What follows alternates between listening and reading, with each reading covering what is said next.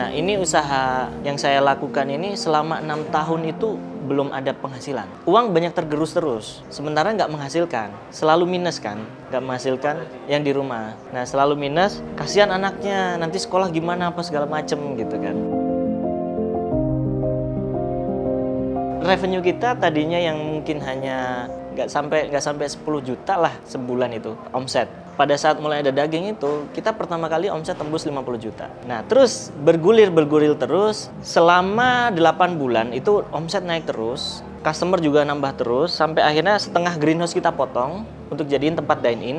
Karena ya alhamdulillah ya demand sahabat Jajan Kitchen itu luar biasa. Kita pernah tembus di angka 600 juta satu bulan. Itu di teras rumah. Yang pokoknya syarat untuk menjadi leader di sini, ngajinya harus bagus, tahsinnya harus bagus. Kalau enggak, mohon maaf nanti dulu. Ternyata ada nilainya sisi-sisi spiritual juga dalam membangun bisnisnya. Pasti, karena kan kita nggak bisa mendatangkan customer walaupun kita mau jungkir balik kayak apa. Yang menggerakkan customer kan Allah menggerakkan hati mereka untuk datang ke kita. Pecah Telur Academy, bantu pemula bisa pecah telur.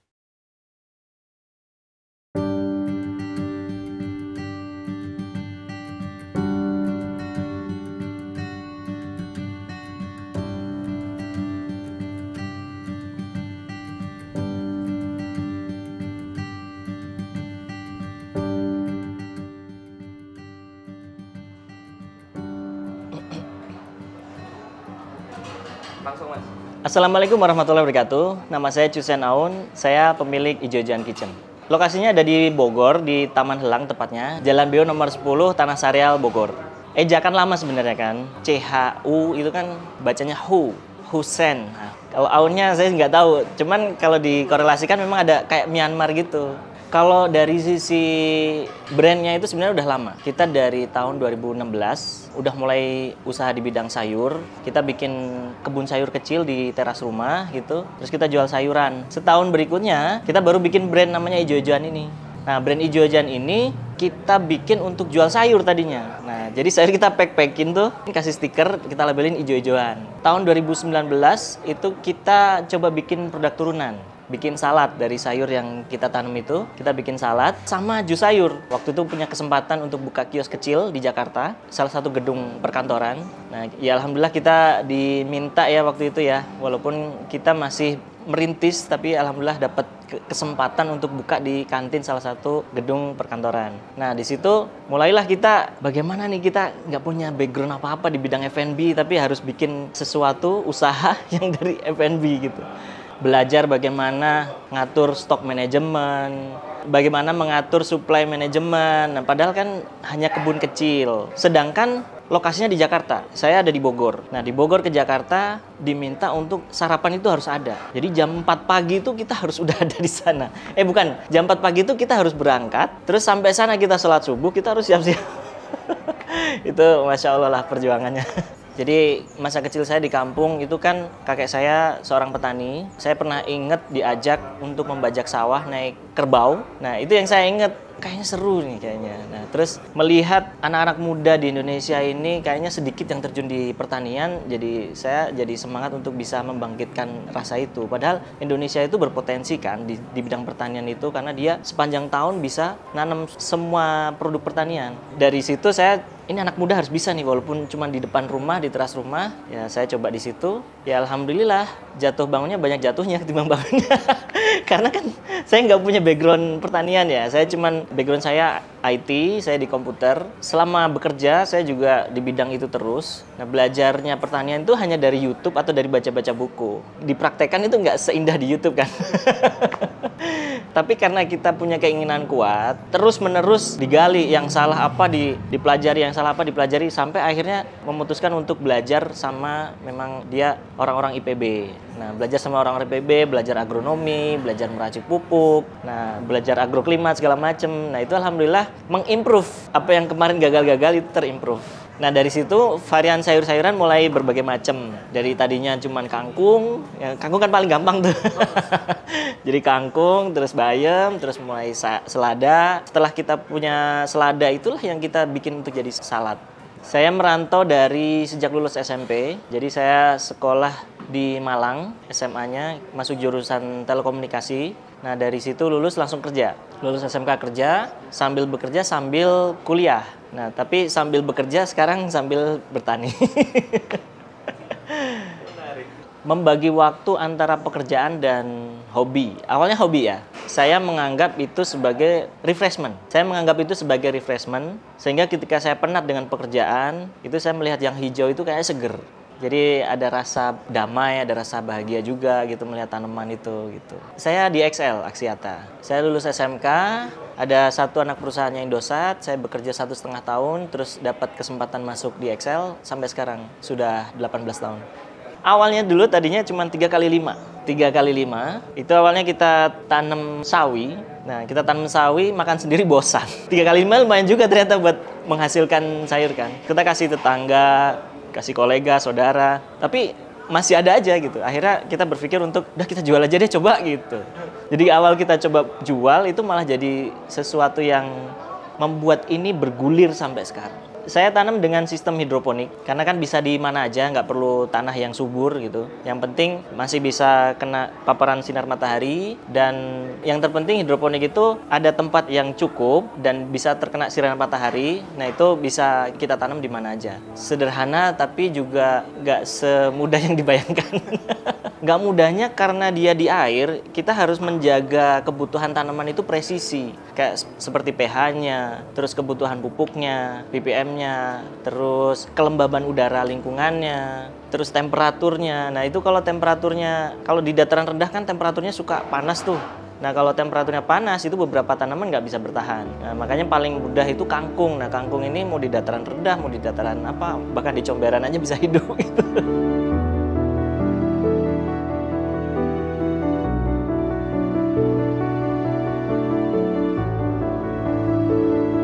R&D sebenarnya karena memang ini hobi ya, jadi lumayan agak lama sih. Jadi saya hanya ngerjain dia setiap Sabtu Minggu, atau kadang pulang kerja itu ngeliatin tanaman, tapi yang paling banyak spend waktunya di Sabtu Minggu. Saya tadinya mungkin punya hobi yang cukup menyita waktu. Nah, hobi saya ganti ke tanaman ini. Nah, dari situ dijual kok laku. Emang harganya nggak semahal apa yang di supermarket gitu. Walaupun dengan mungkin kita bisa menghasilkan kualitas yang sama, tapi kita bisa ngasih harga yang lebih kompetitif. Nah, sehingga teman-teman itu, oh ya, jualnya ke teman-teman kantor dulu. Nah, saya kebetulan ke kantor itu naik kereta. Kalau kereta pas jam kerja itu kan begitu ya, desek-desekan gitu ya. Ketika saya bawa sayur, saya ikut desek-desekan. Tapi bukan melindungi diri sendiri, tapi melindungi sayur saya. Supaya nggak rusak. Ya, itu seru sih. Nah, dari situlah mulai ada profit, saya kumpulin. Nah, mulailah bikin produk turunan. Bikin jus sayur. Bikin jus sayur ini awalnya juga pesanan ke teman-teman kantor juga. Nah, bikin jus sayur ini yang ngerjain ART tadinya. Dari ART, lama-lama terkumpul juga, akhirnya kita ngontrak di depan rumah kita. Di depan rumah yang tadinya rumah saya ada teras 3x5 itu buat tanaman. Nah, akhirnya kita memberanikan diri untuk ngontrak di depannya lagi. Nah, di depannya itu ada hook, luasnya lumayan luas, ada sekitar 15 meter persegi yang kosong. Nah, kita bangun greenhouse di situ. Kita buat untuk produksi sayur. Dari situlah mulai makin banyak orderan. Istri saya juga waktu itu masih kerja. Istri saya kerja di Nokia. Beliau juga kalau ke kantor bawa tentengan sayur sama jus itu. Nah, setelah jus sudah mulai terpenetrasi, mulai bikin salad. Itu juga kita ngeracik-ngeracik sendiri, kondimen saladnya, ngeracik juga dressing-dressing saladnya. Nah, dari situ ada yang sampai sekarang dressingnya itu masih kita pakai. Nah, yang kita sajikan di sampingnya steak itu dressing-dressing yang kita bikin dari sejak tahun 2017. Pada saat berkebun ya, yang paling menarik menurut saya adalah pada saat itu harga pupuk mahal. Saya belum ada ilmunya. Saya hanya kepikiran, tanaman itu cuma butuh urea bisa hidup gitu. Cobalah ngeracik-racik sendiri dong. Dengan tanpa R&D, tanpa tempat yang kecil atau kontrol gitu untuk riset pupuk, langsung di tempat yang besar dengan semua kapasitas tanaman itu. Cobalah tanam. Tanaman yang udah pada hidup itu jadi kuning rusak, hancur semua. Habis itu rasa, oh ya nggak semudah itu ternyata bertani. Itu akhirnya saya jadi belajar beneran, saya kursus sama ahlinya. Jadi ternyata untuk bisa bikin pupuk cair itu nggak hanya sekedar pupuk yang ada, tapi memang yang benar-benar bisa soluble, yang bisa larut ke dalam air dan bisa menjadi dalam bentuk ion.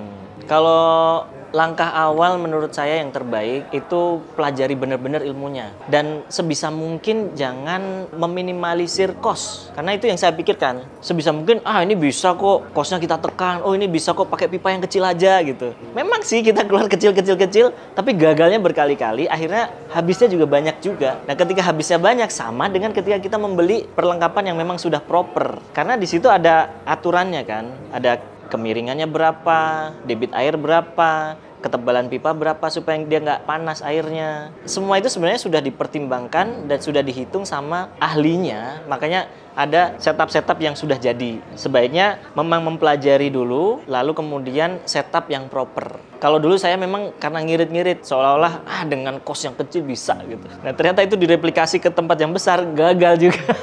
Dari tanam hidroponik itu memang yang teruji itu adalah tingkat ketahanan kita ya. Jadi itu benar nggak sih kita terjun di sini gitu loh. Itu yang membuat kita jadi makin terikat, makin ada engagement sama bidang yang kita jalani.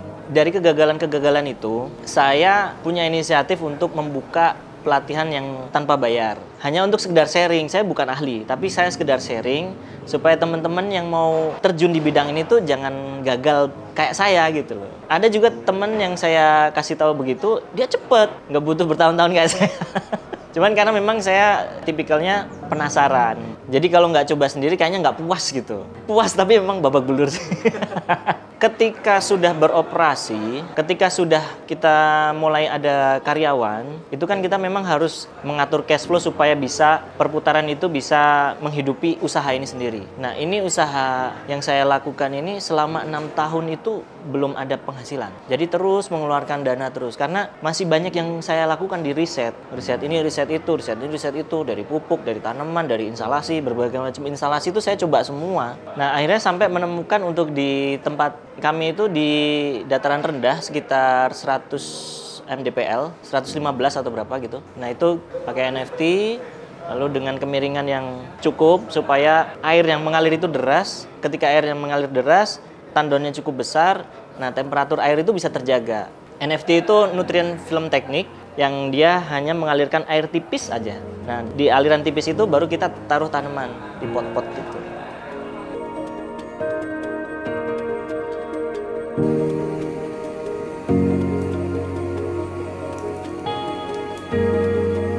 Untuk menuju jadi steakhouse, sebenarnya ini juga insidental ya. Insidental tapi disengaja. Disengajanya karena memang saya juga suka daging, ya kan. Saya suka daging. Ketika saya mencari daging di Jakarta tempat saya bekerja, itu saya pengen cari daging premium yang halal itu agak susah karena majority tempat yang atau restoran yang jual daging premium itu hampir selalu ada minuman keras gitu. Jadi saya pengen makan itu tapi juga saya nyaman. Nah akhirnya saya riset lah daging. Saya riset, saya coba setiap kali pulang kantor bawa daging, saya coba di rumah. Kadang kalau mau beli daging yang agak mahalan, nunggu gajian sebulan sekali gitu. Nah dari situ sampai benar-benar ketemu jenis daging yang harganya cukup lumayan tapi rasanya juga nikmat. Nah itu yang saya kunci untuk jadiin bahan baku. Nah, tapi nggak langsung kita jual dong. Bisa jadi produk kita nggak diterima nih sama market gitu kan. Apalagi nggak punya brand apa-apa gitu. Brandnya sayur lagi. Hijau-hijauan, masa jualan daging gitu. Nah, tapi saya waktu itu memutuskan untuk ngambil daging yang premium aja. Walaupun kita cuma ada tempat di teras rumah gitu ya. Di teras rumah itu belum kita setup sebagai tempat untuk dine-in. Hanya saya beli smoker untuk riset. Untuk gimana sih masak daging, gimana sih masak brisket. Nah itu pada saat awal saya beli smoker itu, saya cuman berpikiran, kayaknya bisa lah pakai daging sapi lokal gitu.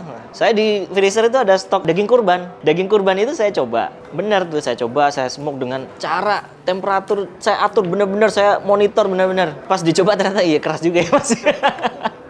Ini dengan tidak mendiskreditkan ya, karena memang spesifik daging untuk steak itu memang berbeda. Jadi dari marbling level, dari jenis sapinya, itu benar-benar harus spesifik untuk bisa dapetin taste yang istimewa. Dari sejak mencoba pakai daging kurban tadi, akhirnya kan kita upgrade dong. Akhirnya udahlah kita nyoba beli daging yang mahal aja gitu. Belilah kita coba Wagyu, kita coba Black Angus. pas ketika nemu bahan baku yang mahal, kita masaknya tuh kayaknya nggak sulit-sulit amat masaknya gitu. Tapi kok rasanya enak gitu loh. Ketika mendapati bahan baku yang sedikit mahal, ya memang bukan sedikit mahal, ya, mendapati bahan baku premium, memang hasilnya lebih istimewa. Ya sudah, walaupun dengan teras yang kecil, saya coba, udahlah nggak apa-apa lah kita coba jual. Kalaupun misalnya nggak ada yang beli, ya udahlah buat makan sendiri. Yang penting saya nyaman, halal, tapi bisa makan daging premium. Nah dari situ tiba-tiba ada sahabat saya namanya Ustadz Randy, dia tiba-tiba kontak saya. Kan saya setiap kali proses pemasakan itu saya posting di sosmed kan. Bikin sei sapi, bikin masak daging kurban, itu saya posting di sosmed. Nah pas ketika nongol di sosmed, beliau ngelihat, wah di sini ada daging nih, saya mau kumpul nih sama teman-teman di Bogor gitu. Langsung kontak, Mas Husen, saya mau ke tempat sampean katanya. Tapi masakin daging ya gitu. Kita 15 orang. Waduh, 15 orang. Kita belum punya tempat itu, meja itu nggak ada. Yang ada cuman meja kayu sama kursi bakso gitu. Kursi bakso itu pun cuma 4 atau berapa gitu. Nah dari situ, ya sudahlah, mau nggak mau. Beliau kan datang sama circle-nya beliau sama pengusaha-pengusaha muslim juga kan. Terus saya bilang, udahlah kita ini deh invest, kita beli meja kursi. Ya udah kita beli meja kursi. Yang waktu itu meja kursi model teras gitu kan. Meja kursi kita beli 15. Nah, pas waktu kedatangan ternyata 15 itu pakai pasangan. Ada yang bawa anak, bawa pasangan. Itu jadi 20 orang tuh, 20 lebih lah di situ ngumpul. Tempatnya kecil banget. Tapi dari situ saya jadi ada rasa kepuasan gitu ya. Wah, ternyata produkku diterima gitu. Dari kepuasan itu jadi timbul confident untuk membuka ke umum. Nah, membuka ke umum sebenarnya belum kita buka ke umum. Cuman setelah event itu kan kursi ada, meja ada, dengan terpaksanya terbeli gitu kan. Tapi saya bikin konten juga, bikin konten sosmed. Itu memang yang pertama kali itu Masya Allah sih. Ketika ngumpul rame-rame itu kita bikin konten sosmed, saya collab sama beliau, tiba-tiba langsung FYP, langsung view-nya tuh sampai 40.000 waktu itu. Padahal akun saya itu cuman 700 waktu itu followernya. 700 kan circle teman sendiri kan. Nah dari situ udah mulai tuh satu persatu. Tiba-tiba orang datang, katanya di sini jual steak ya? Iya bu gitu. Oh, ibu tahu dari mana? Dari sosmed, dari Instagram, karena waktu itu Instagram kan. Oh iya, silakan gitu. Jadi buat kita itu satu customer tuh value banget. Benar-benar kita treat gitu. Itu sesuatu yang juga di luar konsep F&B juga ya. Jadi datang ke tempat kami itu kita nggak melayani halayaknya seperti customer, tapi kita layani halayaknya tamu. Silakan bu, bu dari mana? Gitu tanya gitu kan. Itu malah jadi menimbulkan satu engagement. Nah itu yang luar biasa sampai sekarang masih banyak itu yang sahabat-sahabat. Kita manggilnya sahabat ya, jadinya bukan kita panggil customer, tapi kita sahabat Ijo Jan Kitchen gitu. Nah, para sahabat Ijo Jan Kitchen itu yang dari teras rumah itu sampai sekarang masih engagement. Termasuk juga tadi yang kita serving itu juga Pak Dery itu juga dari waktu kita di sana juga. Wah.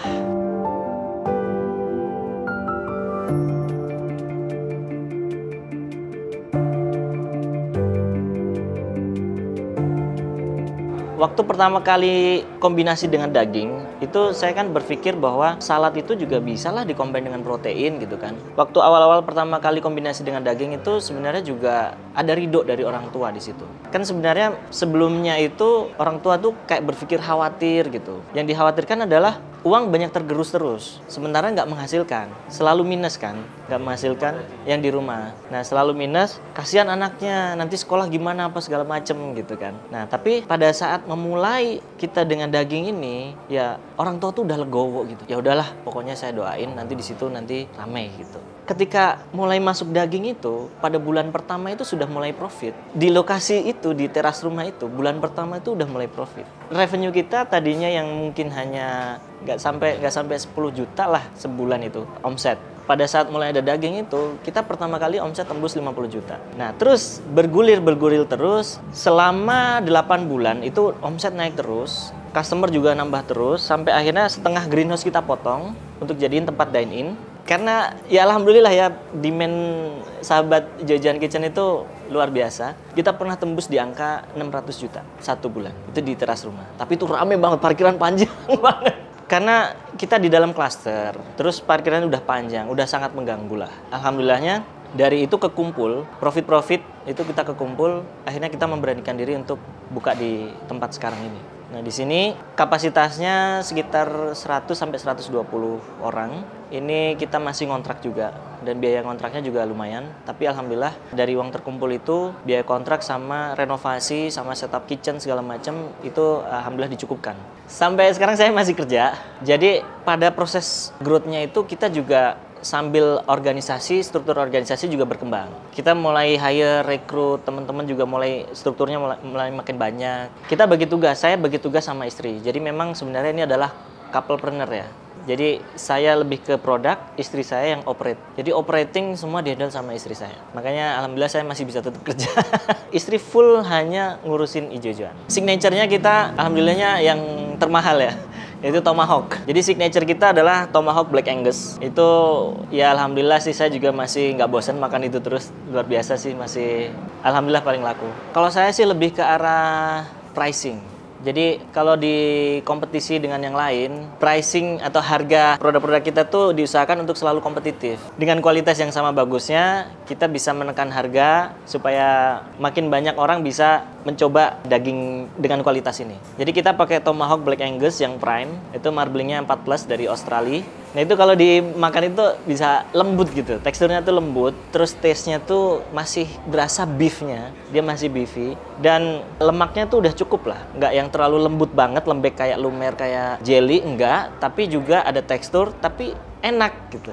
Pricing di luar mungkin bisa sampai 3-4 kali lipat dengan bahan baku yang sama. Saya menekan harga, menekan profit, margin itu nggak terlalu tinggi, tetapi yang terpenting adalah penetrasi produk kita itu bisa dinikmati banyak orang. Middle class bisa mampu. Suka dukanya usaha di bidang steakhouse. Pada saat kita growth, itu di market itu kompetisinya luar biasa. Banyak banget steak-steak yang bermunculan itu. Tetapi yang kita lakukan hanya berkomitmen untuk menjaga kestabilan kualitas. Dan juga walaupun kemarin terjadi dolar naik, nah dolar naik itu mempengaruhi bahan baku karena kan kita impor kan. Nah bahan baku juga naik juga. Kita coba tetap stay dengan harga yang sama walaupun profitnya mengecil. Nah di situ kan dari mindset atau dari psikologinya customer itu kan nggak pelin-pelan lah istilahnya. Nggak sedikit naik, oh mentang rame naik gitu. Nah ketika waktu itu full rame di rumah, teras rumah, terus kita pindah ke sini, kita pun juga nggak menaikkan harga. Alhamdulillah kan kita dari teras rumah itu kita sudah membentuk PT. Jadi secara cash flow kita udah independen kan. Jadi investment, funding, itu kita udah independen di dalam perputaran di dalam PT itu sendiri. Jadi saya nggak mencampur keuangan saya pribadi terhadap keuangannya PT. Karena ya alhamdulillah kan background saya di corporate kan, saya bekerja di Excel kan corporate lumayan besar ya, corporate besar yang budgeting planning itu sangat terstruktur banget gitu. Nah sama di kita juga, walaupun ada profitable kita keep sebagai equity. Nah nanti kalau kita mau invest sesuatu, kita harus diskusi antara manajemen, kita mau mengeluarkan angka berapa, dan pun kalaupun mengambil keuntungan lebihnya dari itu, kita mau closing tahunan untuk kita bagikan dividen. Jadi walaupun kecil tapi kita udah treat seperti corporate gitu.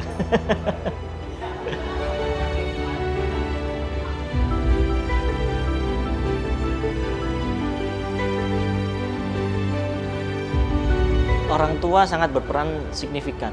Jadi waktu dulu orang tua masih was-was terhadap apa yang saya jalankan, itu saya merasa kok setengah-setengah gitu loh ridhonya. Ketika ridhonya setengah-setengah itu, yang saya jalankan itu kayaknya berat banget gitu ngejalanin. Uang dapur kegerus karena harus membuat ini terus berputar. Terus ya mungkin qadarullah barengan sama pandemi waktu itu kan. Tapi harus tetap menghidupi, ada karyawan yang harus kita gaji.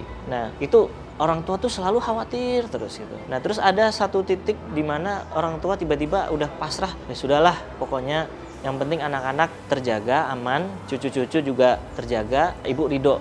Nah ketika ibu ridho itu, ya itu tadi saya bilang tadi, pada bulan pertama langsung omsetnya segitu. Saya sebisa mungkin sama orang tua komunikasikan terus-menerus. Dan selalu apa yang kita lakukan ketika kita ngambil keputusan besar, itu saya minta ridho, minta izin sama orang tua. Bu, saya mau ini, mohon doanya ya Bu, semoga lancar gitu.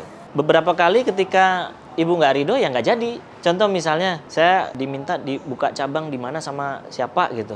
Nah, ketika ibu merasa, udahlah kamu fokus di situ aja dulu, rezeki kamu di situ gitu. Ya udah, nggak jadi memang entah ada sesuatu yang membuat kita nggak klik, akhirnya nggak jadi gitu. Nah, sebenarnya dengan saat ini pun yang untuk meminta buka cabang itu udah belasan bahkan mungkin puluhan. Tapi kita masih belum karena saya lebih pengen menguatkan organisasi. Organisasi harus kuat. Teman-teman itu harus mulai growth. Leader-leader harus mulai punya capability untuk menghandle sebuah resto. Nah, ini juga kapasitas kita juga. Kapasitas kita seorang karyawan harus menghandle resto, itu juga harus istilahnya dikasih experience untuk bisa menghandle ini gitu loh. Nah, itu salah satu yang membuat kita merasa belum layak lah kalau buka cabang yang banyak gitu. Nah, tapi di sisi lain kita mempersiapkan diri. Jadi tempat yang lama kita buat menjadi factory, dia untuk memproduksi bumbu sama memproduksi smoke brisket sama sei sapi, termasuk juga ada kebun sayurnya di situ. Nah, di sisi lain saya harus mempersiapkan ERP, aplikasi untuk supply chain management juga gitu. Nah, istri saya fokus sama people development. Orang-orangnya, karyawannya itu yang harus di-develop terus gitu. Karyawan sekarang ada 26. Ya, tergabung antara yang di factory, di kebun, sama di resto gitu. Di corporate itu kan semangatnya kolaborasi. Kalau kita melihat atau kita mengalami sendiri, di F&B itu seperti orang bilang adalah kayak di militer gitu. Komando teratas adalah executive chef gitu kan.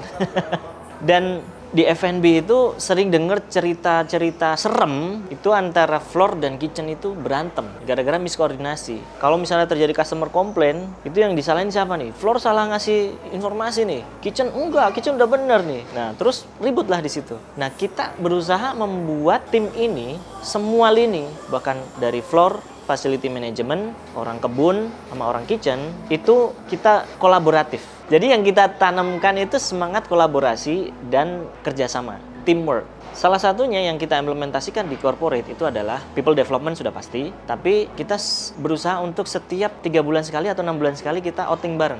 Kita liburkan resto semuanya, kita outing bareng, kita bangun personal engagement satu sama lain. Nah, itu luar biasa impact-nya. Mereka teman-teman nggak ada merasa superior, nggak ada yang, oh gue kan head kitchen, gue kan head chef, segala macam, nggak ada. Mereka sama-sama saling support. Kalau ada terjadi satu kesalahan, yang walaupun secara aturan kita ada reward and punishment, nah punishment itu bukannya tunjuk-tunjukkan, itu kamu itu yang salah, kamu yang salah, enggak. Tapi malah justru, ayo kita bareng-bareng, kita patungan, kita ganti. Kalau misalnya ada terjadi salah perhitungan gitu kan, ada miss gitu, ada kekurangan, kan biasanya kan dari kasir yang harus kita kasih punishment kan. Nah, tapi itu teman-teman itu mau kolaboratif. Dah kita patungan, kita bantu. Nah, makanya saya bilang nggak bisa langsung ujuk-ujuk langsung buka cabang ini itu segala macam. Karena kita pengen membentuk itu sebagai culture. Kita bentuk di sini itu kayak family gitu, keluarga baru.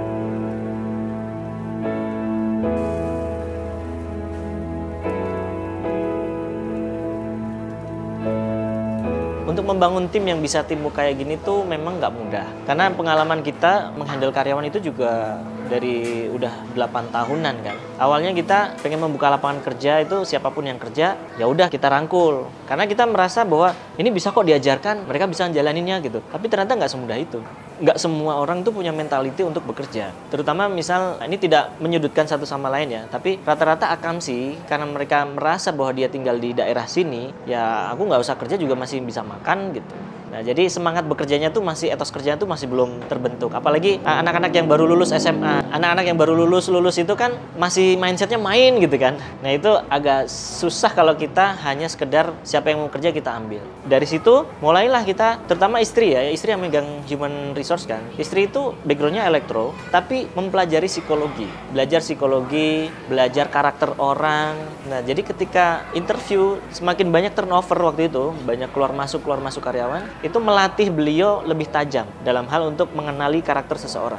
Nah, karakter orang ini, oh ini orangnya supel nih, ceria. Ini kayaknya cocok untuk taruh di floor. Oh, ini orangnya geek banget nih, tapi lulusannya juga lulusan tata boga gitu. Ini kayaknya cocok di kitchen. Jadi itu mulai punya feels-nya gitu loh.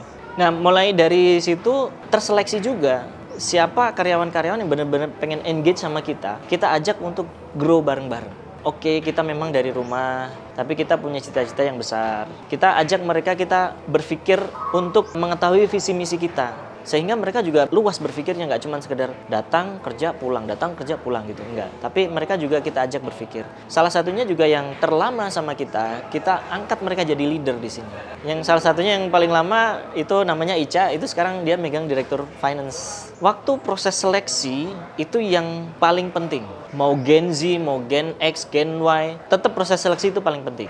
Mengetahui karakter seseorang dari background keluarganya, dari pertanyaan-pertanyaan interview yang mungkin orang bilang pertanyaan jebakan, tapi sebenarnya itu adalah untuk menggali informasi dirinya itu sebenarnya seperti apa. Lalu habis itu kita bisa melihat dari profil sosial medianya juga gitu kan. Ketika sudah kita mulai rekrutmen, kita buka lowongan untuk 1-2 posisi. Itu yang daftar banyak banget. Jadi kita nggak ngira ternyata di luar sana tuh masih banyak orang butuh pekerjaan. Nah dari situ kita funneling, kita seleksi mana yang secara profil, secara skillnya bagus, experience-nya juga bagus, baru kita interview. Dari ratusan mungkin 10 yang kita panggil untuk interview, untuk kita ambil di posisi 2 atau 3. Atau bahkan kita ambil 1, sisanya kita tabung sebagai future calon gitu. Calon kedepannya yang bisa kita rekrut juga gitu. Nah dari situ ya alhamdulillah mulai tersaring orang-orang yang benar-benar memang etos kerjanya bagus dan memiliki karakter yang bagus juga. Ya alhamdulillah di sini juga kita setiap seminggu sekali kita ada karakter building. Kita ngaji tahsin bareng. Ada gurunya juga. Yang pokoknya syarat untuk menjadi leader di sini ngajinya harus bagus, tahsinnya harus bagus. Kalau enggak, mohon maaf nanti dulu. Ternyata ada nilainya sisi-sisi spiritual juga dalam membangun bisnisnya. Pasti, karena kan kita nggak bisa mendatangkan customer walaupun kita mau jungkir balik kayak apa. Yang menggerakkan customer kan Allah menggerakkan hati mereka untuk datang ke kita. Pertama yang pasti ridhonya orang tua ya. Yang kedua ya sebisa mungkin menjauhi diri dari maksiat lah. Sesuatu yang wajib kita jalankan, yang sunnah kita coba lakukan, yang haram kita tinggalkan. Terutama dari usaha kita ini, dari sejak awal kita buka di depan rumah, setahun sebelumnya sudah mengajukan sertifikasi halal. Jadi alhamdulillah pas waktu bergerak kita mengajukan PT itu 6 bulan setelah jalan, berbarengan juga dengan ketika kita dapat sertifikasi halal dari MUI. Semua bahan baku kita register ke MUI. Untuk kawan-kawan yang sedang bekerja, jangan takut untuk melakukan usaha, jangan takut untuk entrepreneurship. Biasanya yang membuat kita sebagai karyawan itu merasa ada mindset blocking itu karena kita takut untuk melakukan itu. Even misalnya kita investment yang kecil-kecilan, warung bakso atau warung gorengan, itu kita merasa ada mental block di situ. Karena aduh takut rugi, takut nggak balik, takut ini gitu. Nah buat teman-teman jalanin aja karena kita nggak tahu rezeki mana dari jalur yang mana Allah akan datangkan. Saya juga menjalani ini selama 6 tahun itu rugi terus. Karena kalau dihitung sebagai usaha rugi, tapi karena saya berpikir bahwa ini adalah saya senang saya melakukan ini hobi yang nggak tahu Allahu alam suatu saat mungkin akan menghasilkan.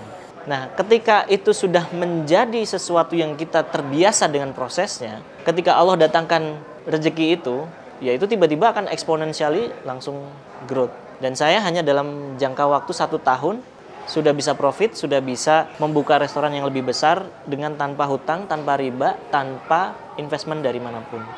Dan yang pasti ridho orang tua, ridho Allah Subhanahu Wa Taala itu sudah pasti, nggak bisa ditawar. Saya Chusen Aun dari Ijojian Kitchen yang suka bertani tapi juga suka makan daging. Terima kasih. Assalamualaikum warahmatullahi wabarakatuh. Waalaikumsalam warahmatullahi wabarakatuh. Capek. Pecah Telur Academy, bantu pemula bisa pecah telur.